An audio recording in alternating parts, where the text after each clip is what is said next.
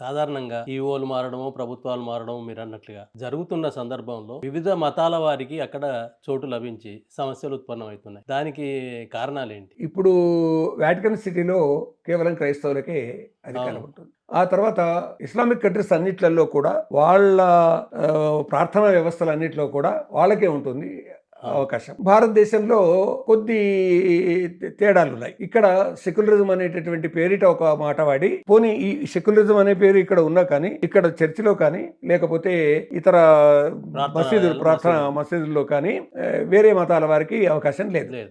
వీళ్ళు వెళ్ళినా వాళ్ళు రానివ్వరు. ఆ తర్వాత ఏదైనా సేవ చేయడానికి కానీ, లేకుంటే మతం మారితే మాత్రం స్వీకరిస్తారు. అదే. కానీ ఈ హిందుత్వంలో అట్లా కాకుండా ఇక్కడ ఉన్నటువంటి విషయం ఏమిటి అని అంటే, ఎవరొచ్చినా ఆహ్వానించే పద్ధతి ఉన్నది. కానీ వెంకటేశ్వర స్వామి ఆలయంలో నేను నమ్మినాను అనేటటువంటిది ఇతర మతస్థులు వస్తే సంతకం చేయాలి వాళ్ళు తెలిసిన వాళ్ళు అయితే వాళ్ళు బహుళ ప్రచారం పొంది పేరు ప్రఖ్యాతులు పొందినటువంటి వాళ్ళు ఉన్నప్పుడు సంతకం చేసే వస్తారండి. అలా కాకుండా ఈ మామూలు వ్యక్తులు ఎవరైనా వచ్చిపోవడం అనేది సర్వసాధారణంగా జరుగుతుంది. అప్పుడు ఎవరు పట్టించుకోరు, ఎవరు వస్తున్నారు ఎవరు పోతున్నారు అని లేదు. అంతా స్వామి భక్తులు వస్తున్నారు వెళ్తున్నారు అనేటటువంటిది.